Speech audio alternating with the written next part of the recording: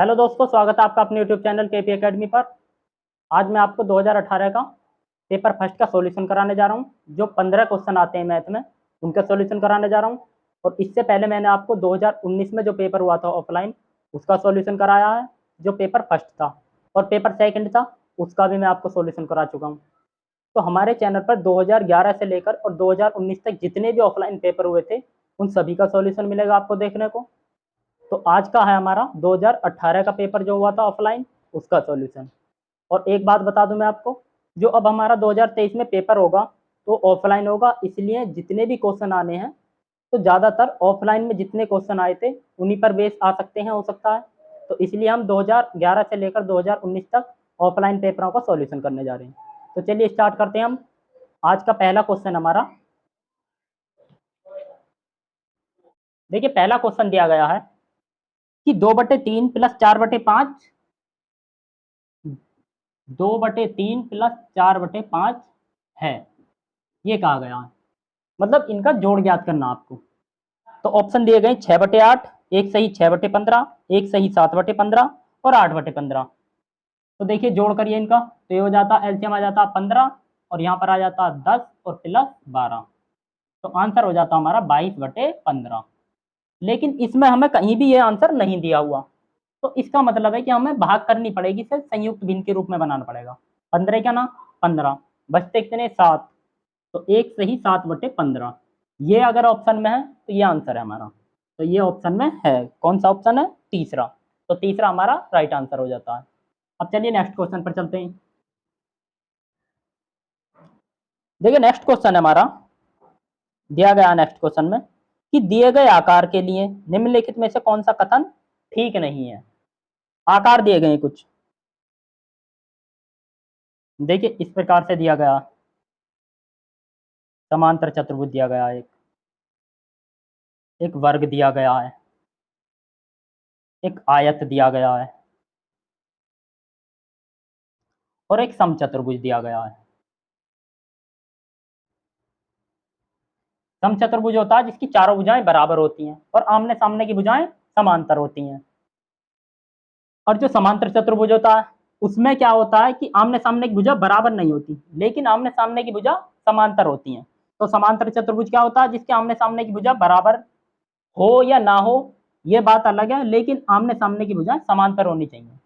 और समचतुर्भुज होता है जिसकी आमने सामने की भुजा समांतर तो हो और साथ में वो बराबर भी होनी चाहिए। तो ये क्या है, ये एक समचतुर्भुज है और ये एक समांतर चतुर्भुज है। ये एक वर्ग है और ये आयत है। तो इसमें कहा गया कि सभी समांतर चतुर्भुज हैं। पहला ऑप्शन दिया गया कि सभी के सभी समांतर चतुर्भुज हैं, तो सही बात कही गई है। देखो समांतर चतुर्भुज की क्या विशेषता होती है कि आमने सामने की भुजा समांतर होनी चाहिए। तो इनमें देखो सभी में आमने सामने की भुजा समांतर है। ये वाली इस वाली भुजा के समांतर, ये वाली भुजा इस वाली भुजा के समांतर, ये भुजा। ऐसे इस वाली में ज्ञात करें हम तो इस वाली के समांतर ये वाली है और इस वाली के समांतर ये वाली हो जाती है। ऐसे इसमें बात करें इस वाली के समांतर ये है और इस वाली के समांतर ये है। तो हमारे चारों के चारों चतुर्भुज हमारे समांतर हैं। तो पहला ऑप्शन सही हो जाता है। उसके बाद दूसरा कहा गया है कि इनमें से एक समांतर चतुर्भुज नहीं है, इनमें से एक समांतर चतुर्भुज नहीं है। तो ये वाला गलत हो जाता है और उसने पूछा है कि कौन सा गलत है, क्योंकि ये सभी के सभी क्या है, समांतर चतुर्भुज है। जबकि सेकंड ऑप्शन में दिया गया है कि इनमें से एक समांतर चतुर्भुज नहीं है। तो इनमें से नहीं कहाँ है, ये तो सभी के सभी समांतर है। तो इसलिए दूसरा ऑप्शन हमारा सही हो जाता है। इसमें गलत वाला पूछा था कौन सा गलत है। और ऑप्शन पर भी ध्यान दे लेते हैं। इसमें कहा गया इनमें से दो समचतुर्भुज हैं। तो मैंने समचतुर्भुज की अभी विशेषता बताई थी आपको कि आमने सामने की भुजा समांतर होंगी और चारों की चारों भुजा बराबर होंगी। तो देखिए ये वाला क्या है, समचतुर्भुज है और ये भी क्या है, एक समचतुर्भुज है, क्योंकि इसके आमने सामने की भुजा समांतर हैं और चारों की चारों भुजा क्या है, बराबर है। तो इसलिए ये भी एक समचतुर्भुज है और ये भी एक समचतुर्भुज है। तो ये भी सही हो जाता। इनमें से दो आयत हैं, तो सही बात है। आयत का क्या विशेषता होती है कि आमने सामने की भुजाएं बराबर होती हैं और एंगल जो होता है वो 90 डिग्री का होता है सभी। तो ये देखिए आमने सामने की भुजा इसमें भी बराबर है और इसमें भी बराबर है और एंगल जो है इसमें भी 90 डिग्री का होता है और इसमें भी 90 डिग्री का होता है। तो इसलिए ये दोनों आयत है। तो ये भी कथन सही हो जाता है। हमसे पूछा था कौन सा कथन गलत है, तो इसमें दूसरा हमारा आंसर हो जाता है। चलिए हम नेक्स्ट क्वेश्चन पर चलते हैं हम।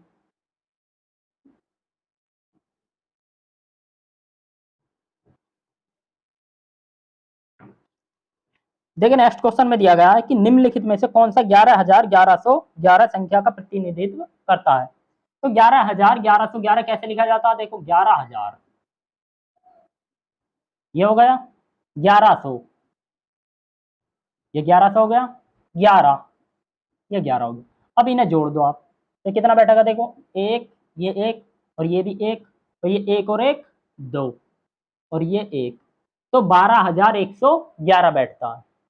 11,111 का मतलब होता है 12,111। तो राइट आंसर कौन सा हो जाता है, दूसरा। तो दूसरा हमारा सही आंसर है। अब चलते हैं हम नेक्स्ट क्वेश्चन पर।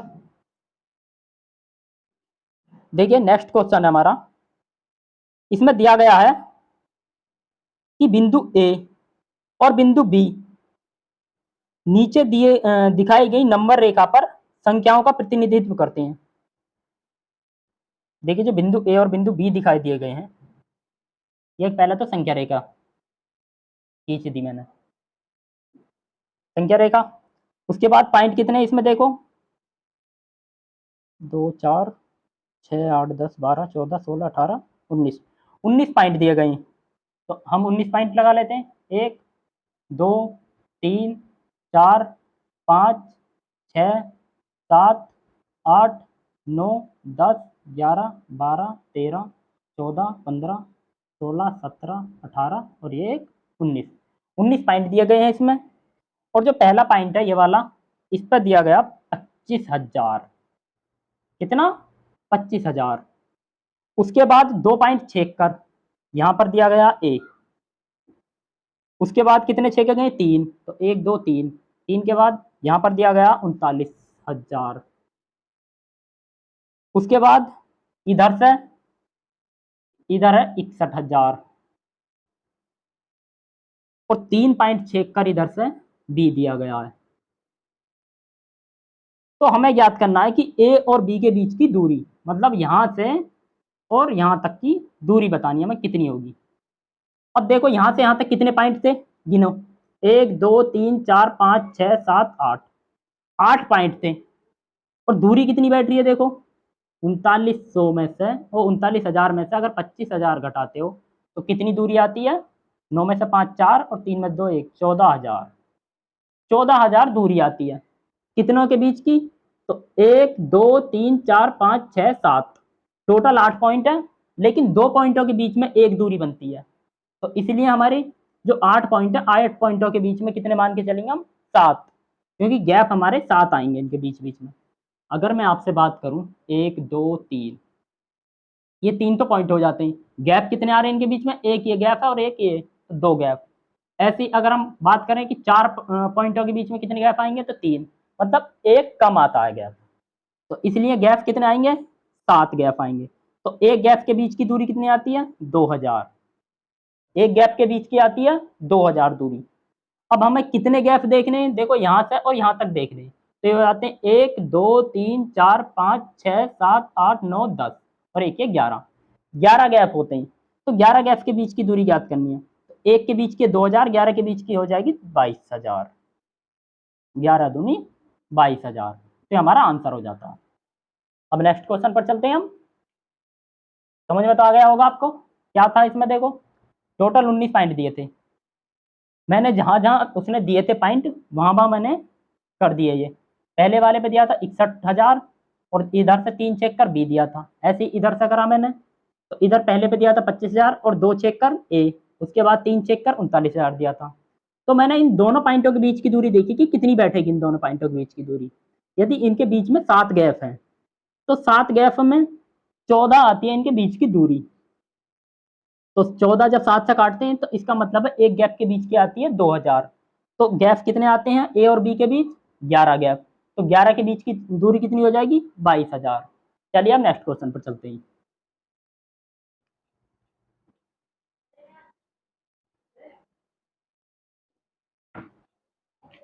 देखिए नेक्स्ट क्वेश्चन दिया गया है कि 3 सही 1/4 किलो चीनी से 1/16 किलो चीनी के कितने पैकेट बनाए जा सकते हैं।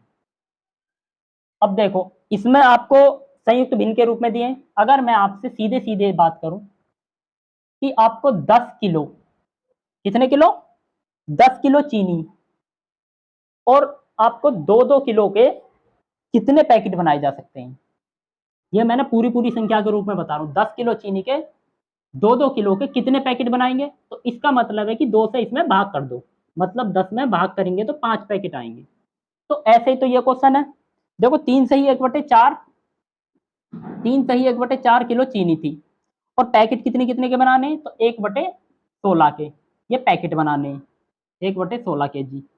अब हम पहले तो इन्हें संयुक्त भिन्न से सरल भिन्न में जाते हैं, तो 4 तिया 12 1 13/4, 13/4 किलो चीनी थी और इतने के पैकेट बनाने। तो मैंने क्या करा था, इस वाले से और इस वाले में भाग करी थी, तो इस वाले से इसमें क्या करेंगे, हम भाग करेंगे।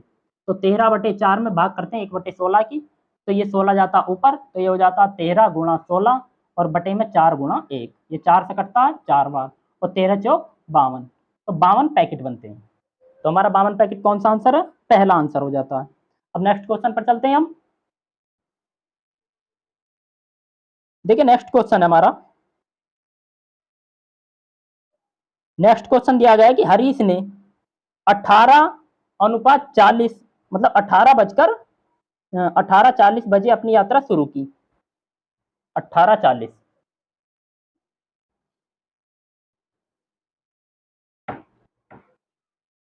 18:40 को यात्रा शुरू की और 22:20 पर समाप्त कर दी। तो पूछा गया है कि यात्रा पूरा करने में लिया गया समय ज्ञात करो। 18:40 पर तो स्टार्ट करी थी, 18:40 और समाप्त करिए 22:20 पर। तो 22 में से अगर हम 18 को घटा दें तो आंसर आ जाएगा, 22:20 पर समाप्त हो जाती है। तो देखो हमें पूछा है कि टाइम कितना लिया होगा उसने यात्रा में, तो 22 में से अगर इसे हम घटाते हैं, देखो 20 में से 40 नहीं घटने के, तो इसका मतलब है 1 घंटा। अगर हम इधर से घंटा उठाते हैं तो इसका मतलब है कि 60 मिनट का घंटा आता है एक। तो इधर से हम लेते हैं अगर, तो ये 60 आते हैं एक साथ, तो 60 ये थे और 20 ये 80। जब 80 में से 40 घटाते हैं तो हमारे आते हैं 40। कभी भी आपको अगर टाइम घटाना है और मिनट आपकी कम है, मिनट कम है घटाने के लिए, तो इधर से जब लेते हैं आप तो पूरे 60 मिनट आती है। कितने आती है, 60 मिनट, क्योंकि 1 घंटा लिया जाता है, 1 घंटा में होती है 60 मिनट, इसलिए 60 मिनट आती है। तो 20 तो पहले से थी और 60 ये आती है, टोटल हो जाती है 80 मिनट। तो 80 में से 40 घटाते हैं, हमारे आती है 40 मिनट। यहाँ पर कितना बचा होगा, 21, 21 में से 18 तो 3, तो 3 घंटे 40 मिनट। तो कौन सा ऑप्शन सही है, पहला। तो पहला हमारा राइट आंसर हो जाता है, 3:40। चलिए नेक्स्ट क्वेश्चन पर चलते हैं। नेक्स्ट क्वेश्चन दिया गया कि 200 ml और 300 ml माप वाले 200 ml और 300 ml माप वाले बाल्टी का उपयोग कर 2000 ml आयतन की एक बाल्टी भरनी है। तो 200 ml और 300 ml के बर्तन द्वारा क्रम से बाल्टी भरने के लिए बर्तनों को निम्नलिखित संयोजन में कौन सा सही नहीं है। अब देखिए इसमें क्या दिया गया, एक दिया गया 200 ml का बर्तन, ठीक, और एक दिया गया 300 ml का बर्तन। और जो बाल्टी है, बाल्टी टोटल कितने की है, तो बाल्टी है 2000 ml की, 2000 ml की। तो हमें 2000 ml भरने हैं और इन दोनों से भरने हैं हमें, तो कितने कितने के अनुपात में डाले जाएं ये भर जाएं। अब देखिए पहला ऑप्शन है 1:6, इसका मतलब है कि एक अनुपात तो डालना ये वाला, जो पहला वाला वो था, और ये दूसरा मान लेते हम, जो पहला वाला था तो उसके डालने 1 अनुपात, इसमें दिया गया 1:6 मतलब 1,6, ठीक। तो पहले वाले के एक डालना, मतलब तो 1 गुणा 200, तो ये कितने हो जाते हैं 200 ml। और दूसरे वाले के 6 डालने हैं, तो 6 गुणा 300, क्योंकि दूसरा कितने का पात्र है 300 ml का, तो 6 तिया 18, तो 1800 ml तो ये हो जाते हैं और 200 ml ये थे, तो कितने हो जाते हैं टोटल 2000 ml। तो इसका मतलब है कि बाल्टी भर जाएगी। हमसे पूछा है कि कौन सा गलत है इसमें से, तो आप ऐसे इसे याद करेंगे 4,4 को, तो इसका मतलब इसमें कितने से मल्टीप्लाई करनी होगी 200 से, और इसमें 300 से, तो ये 4 तिया 1200 और ये हो जाता 4 दूनी 800, तो 800 1200 2000, तो ये भी सही बैठता है।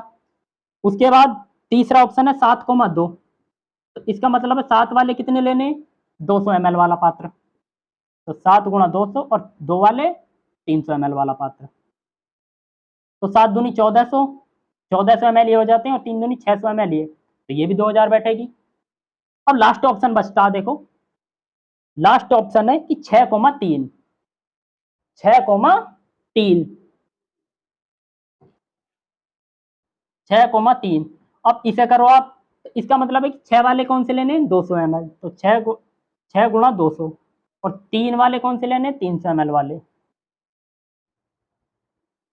तो ये हो जाता 6 दूनी 1200, और ये हो जाता 3 तिया 900, तो 900 ml ये और 1200 ml ये, 12 9 2100 ml, तो ये वाला गलत हो जाता है, क्योंकि बाल्टी है कितने की टोटल, 2000 ml की, और ये कितने आ रहे हैं, 2100 ml, तो हमसे गलत वाला पूछा था कि गलत कौन सा है, तो यही वाला गलत है, 6,3।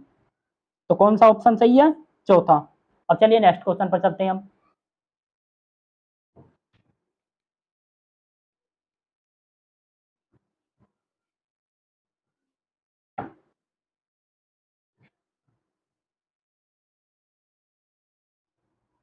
देखिए नेक्स्ट क्वेश्चन दिया गया है कि निम्नलिखित में से, ये दिया गया सवाल देखो, 7.1 गुणा 3.85 और बटे 9.09, ये दिया गया, और आपको ऑप्शन दिए गए कि ये किसके बराबर होगा, अनुमान मतलब लगभग किसके बराबर होगा, 7 गुणा 3/9 के, या 7 गुणा 4/9, या 7 गुणा 4/10, या 7 गुणा 3/10। पहला ऑप्शन दिया गया 7 गुणा 3/9, दूसरा दिया गया 7 गुणा 4/9, तीसरा दिया गया 7 गुणा 4/10, और चौथा दिया गया 7 गुणा 3/10। अब देखिए आपने ये तो पढ़ा होगा कभी कि यदि 5 से ऊपर है संख्या पॉइंट वाली, अगर पॉइंट 5 से ऊपर है तो वो अगले वाले में जुड़ जाते हैं, तो इसका मतलब है कि ये कितना है, 3.8 है, तो ये बन जाएगा 4, तो इसे हम लिख देंगे। अगर पॉइंट से नीचे है तो उसे उतना, ये आ जाएगा 7, पॉइंट से नीचे है तो उसे छोड़ देते हैं, अगर 5 से ऊपर है तो एक जोड़ लेते हैं, अगर 5 से नीचे है तो उसे ऐसे रहने देते हैं, तो 7 गुणा ये कितना हो जाएगा 4 बटे, ये भी कितना है, ये भी 5 से नीचे ही है, मतलब 9.5 से क्या है, नीचे है, इसलिए हम इसे मानेंगे 9, तो कौन सा ऑप्शन सही है, 7 गुणा 4/9, ये वाला सही है। आपको बताया होगा कभी कि यदि 5.5 से ऊपर है तो उसमें एक जुड़ जाता है, अगर 0.5 से नीचे है तो उसे ऐसे ही रहने देते हैं, तो इसलिए 7.1 था, ये देखो 5 से क्या था, नीचे था, तो इसलिए मैंने 7 ही लिया, लेकिन इसमें है 3.8, 0.8 है तो ये 0.5 से बड़ा है, इसलिए हम इसे लेंगे 4, एक जोड़ देंगे 3 में तो 4 बटे में 9, तो हमारा ऑप्शन हो जाता है दूसरा। अब चलिए नेक्स्ट क्वेश्चन पर चलते हैं हम।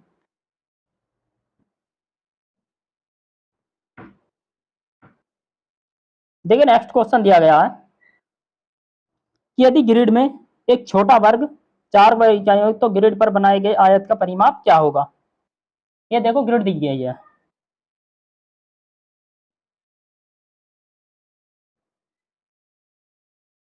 इस प्रकार से ग्रिड दी गई है, और कितने वर्ग हैं, 1 2 3 4 5 6, 6 हैं दोनों तरफ, 1 2 3 4 5 और एक 6, इधर भी कितने बनते हैं, 1 2 3 4 5 और एक 6, ठीक। और इसमें बीच में बनाया गया है, दोनों तरफ से 2 2 छेद कर, नहीं, यहाँ से बनाया गया है एक आयत, ये वाला आयत बनाया गया,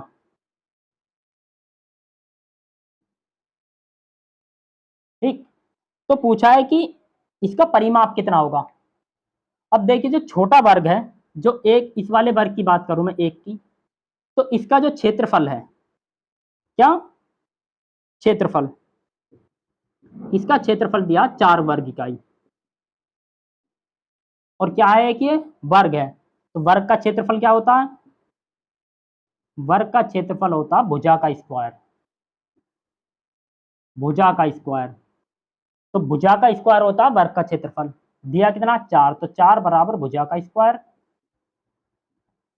तो भुजा आ जाती है हमारी ये, अगर हमें स्क्वायर हटाना तो उधर जाएगा करनी में, तो 4 का होता है 2, तो आ जाता है भुजा कितनी आ जाती है 2। तो इसका मतलब है कि ये भुजा कितनी हो जाएगी, इसकी 2, इसकी 2, इसकी 2, इसकी भी 2, इसकी भी 2, इसकी भी 2। तो जितने भी हमारे वर्ग हैं सभी की भुजा कितनी आएगी, 2 आएगी। अब इसका परिमाप पूछा है, तो देखिए ये वाली 2 होगी, यहाँ से यहाँ तक 2, फिर ये भी 2, ये भी 2, तो ऊपर कितना हो जाता है परिमाप, 2 चौक 8। इसका मतलब है यहाँ से यहाँ तक की जो दूरी है वो 8 इकाई होगी, यहाँ से और यहाँ तक की। ऐसी 8 ऊपर है तो 8 ही कितनी होगी, नीचे होगी, तो ये हो जाती है 16 प्लस इधर कितनी, तो 2 ये 2 ये, 2 और 2 4, ऐसी 2 इधर 2 इधर, तो 4 और 4 8, तो 16 8 24, तो 24 इकाई इसका परिमाप आ जाता है। तो कौन सा आंसर सही है, तीसरा, तो ऑप्शन आ जाता है तीसरा सही। चलिए अब नेक्स्ट क्वेश्चन पे चलते हैं हम। समझ में तो आ गया होगा आपको क्या था इसमें, देखो इसमें वर्ग का क्षेत्रफल दिया था कि 4 वर्ग इकाई है, और वर्ग का जो क्षेत्रफल होता है वो होता है भुजा का स्क्वायर। तो भुजा आ जाएगी हमारी 2 निकल कर, और प्रत्येक भुजा जब 2 की है तो 2 ये 2 ये 2 ये 2 ये, तो मतलब 8 आ जाती है ऊपर वाली, तो 8 ही कितनी होगी, नीचे वाली, क्योंकि एक आयत है, तो 8 ऊपर वाली 8 नीचे वाली, 16, 4 इधर वाली 4 इधर वाली, तो 16 8 24। अब नेक्स्ट क्वेश्चन पर चलते हैं।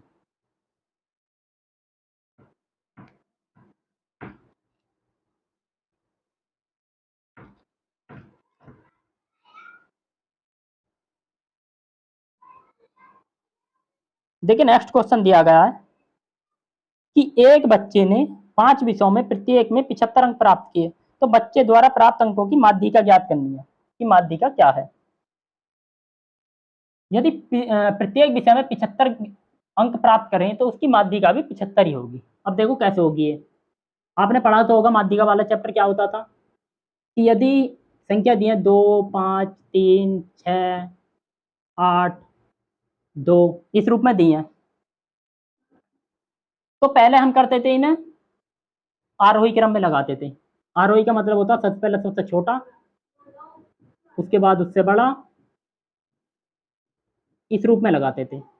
और उसके बाद जितनी संख्या होती थी 1 2 3 4 5 6 7, अगर विषम है तो एक जोड़कर लिखते थे, तो 7 प्लस 1/2, तो 8/2 मतलब चौथा पद। देखो तो चौथा पद कितना आएगा, 1 2 3 4, 3 आ जाता आंसर। लेकिन इसमें सभी के सभी क्या दिए गए हैं, 75, क्योंकि उसे अंक कितने मिले 75 75, तो प्रत्येक कितने का, 75 का। अब देखो पांचों के पांचों 75 75 के हैं, 75 75, 1 2 3 4 5, तो संख्या है कितनी आ जाती है 5, तो 5 प्लस 1 लिखेंगे हम बटे 2, क्योंकि विषम है, विषम में क्या करते हैं एक जोड़कर लिखते हैं, तो 6/2वां पद मतलब तीसरा पद। तीनवां पद कौन सा आएगा, तो तीनवां पद भी 75 ही है, या दूसरा पद आता वो भी 75 ही था, तो कोई सा भी पद आता इसमें तो सभी के सभी 75 है, तो इसलिए आंसर हो जाता हमारा 75। अब चलिए नेक्स्ट क्वेश्चन पर चलते हैं हम।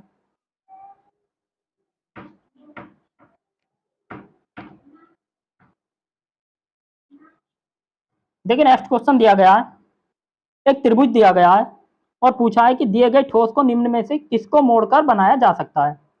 तो इसमें पहला ऑप्शन दिया गया है, आप देख सकते हैं क्या दिया है इसमें, दूसरा ऑप्शन दिया, तीसरा भी और चौथा दिया है, तो इसमें राइट आंसर हो जाता हमारा दूसरा, दूसरा हो जाता राइट आंसर। क्योंकि इसमें क्या है, जो हमारा त्रिभुज दिया है इसमें 3 तो सामने दिखाई दे रही है भुजा, और एक इसके पीछे होगी, 4 भुजा होंगी, और चारों की चारों कैसी होंगी, समान भुजा होंगी, तो इससे दूसरा वाला जो हमारा दूसरा वाला आंसर सही होगा, इससे हमारा त्रिभुज बन जाएगा वो।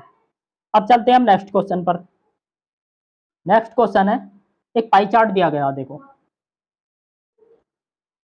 पाई चार्ट दिया गया है ये,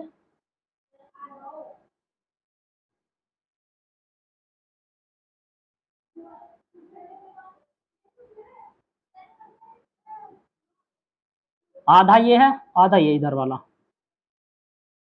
ये कितना हो जाता है, आधा ये पूरा आधा ये, और ये हो जाता है 1/4 मतलब 1/4, और ये कितना 1/8, और ये भी 1/8। अब ये दिया गया लाल कलर और ये दिया पीला,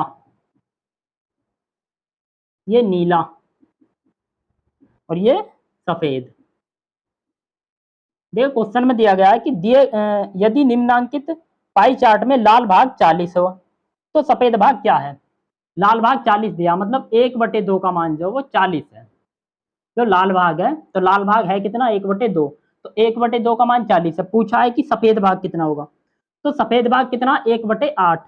तो हमें ज्ञात करना 1/8 का मान। तो 1/8 का मान कितना होगा। यदि मैं इसमें 4 से गुणा करूं नीचे, तो ऐसी इसमें 4 से करनी पड़ेगी नीचे, तो ये हो जाता 1/8। 4 दूनी 8, तो ये कितना हो जाएगा, 4 से जब भाग करते हैं तो 10। तो 10 हमारा आंसर हो जाता। इसी प्रकार से आपको सवाल करने हैं, क्योंकि इससे टाइम बचता है, वरना बड़ा हो जाएगा ये सवाल। तो आपको ट्रिक अपनानी है। यदि ट्रिक सवाल में लगती है तो ट्रिक लगानी है, क्योंकि हमें वहां पर टाइम कम पड़ जाता है फिर। तो 1/2 का मान दिया था 40, हमें करना है 1/8, तो इसे 2 से क्या कर दें, हम भाग कर दें इस वाले पद में। तो जब 2 से भाग करी तो 4 दूनी 8 हो जाते हैं ये, और इधर 2 से 4 से भाग करते हैं, इधर 4 इधर से भाग करते हैं, तो 4 ढाई 40। चलिए नेक्स्ट क्वेश्चन पर चलते हैं। अब नेक्स्ट क्वेश्चन दिया गया, देखो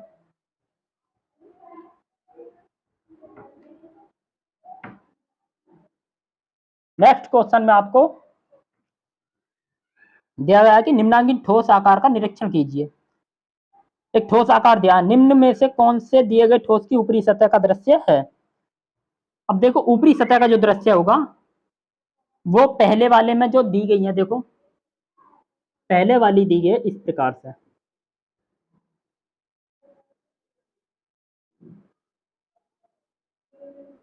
इस रूप में दी गई है।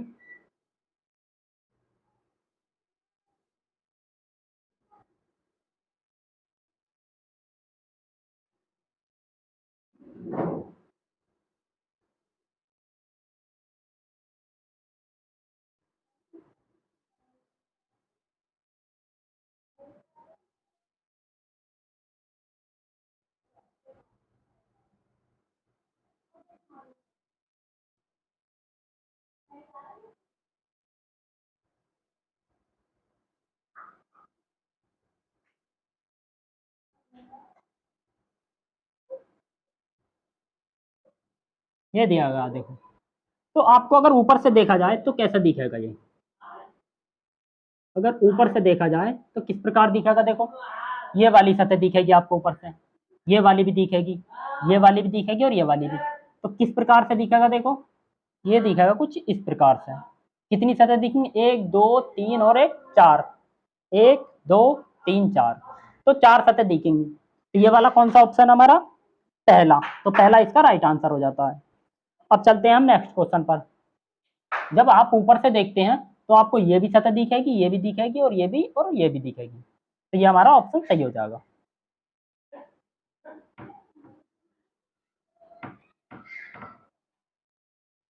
देखिए नेक्स्ट क्वेश्चन दिया गया है कि निम्नलिखित में से किसकी लागत अधिक है। कि दो, पहला दिया है कि 250 रुपए, 250 250 रुपए प्रत्येक पैकेट वाले,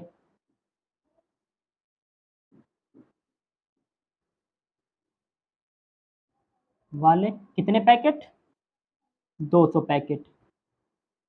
250 रुपए प्रत्येक पैकेट वाले 200 पैकेट। दूसरे में दिए गए हैं कि 250 रुपए वाले प्रत्येक वस्तु के 20 दर्जन, 20 दर्जन वस्तु। तो 20 दर्जन का मतलब होता है कितना, एक दर्जन में होते हैं 12, तो 12 दूनी 24, 240 वस्तु। तो अब देखो किसके ज्यादा होंगे, ये 250 रुपए में, अगर एक पैकेट 250 रुपए का, तो 200 पैकेट कितने के हो जाएंगे, तब कितना आंसर आना है। 250 रुपए का एक पैकेट है तो 240 रुपए के कितने हो जाएंगे, तब कितना आंसर। तो इसकी और इसकी जब मल्टीप्लाई करेंगे तो ये वाला ज्यादा आएगा, और इसकी मल्टीप्लाई करेंगे तो कम आएगा। तो इसलिए हमारा आंसर कौन सा हो जाएगा, सेकंड, क्योंकि ये 240 है और ये 200 है। ये वाली तो दोनों में संख्या समान है, 250 250। हमें इसमें देखना है ये 200 और ये 240 है, तो इसलिए ये वाला बड़ा आएगा, जो सेकंड है हमारा वो बड़ा आएगा। तो कौन सा आंसर हो जाता है, दूसरा वाला, दूसरा हमारा आंसर सही हो जाएगा। अब देखिए लास्ट क्वेश्चन दिया हमारा, ये दिया गया कि 1 -1 + 1 और -1 + 1 और -1 डॉट डॉट डॉट सम संख्यक पदों तक योग ज्ञात करना आपको। तो क्या होगा देखो, सम का मतलब होता है 2 4 6 8 10 इस प्रकार। तो अगर हम सम संख्या यहाँ तक निकालें तो 2 हो जाती हैं, उसके बाद यहाँ तक 4, यहाँ तक 6, ऐसे कितने भी पदों तक निकालोगे आप, तो 2 तक निकालोगे ये तो 1 में से 1 घटाएंगे, यहाँ तक आ जाता है 0। ऐसी अगर 4 तक निकाले हम तो ये 0 और ये भी कितना 0, तो 4 तक भी कितना आएगा 0। 6 तक निकाले हम तो 6 तक भी कितना आएगा 0, क्योंकि इससे ये कट जाएगा, इससे ये कट जाएगा, इससे ये कट जाएगा। तो इसका मतलब है यदि सम है तो 0 आंसर आना है, तो आंसर हो जाता 0। उसने पूछा सम संख्यक तक, तो सम संख्यक तक का आंसर आएगा 0। तो आज के लिए इतना ही, बाकी हम नेक्स्ट क्लास में करेंगे।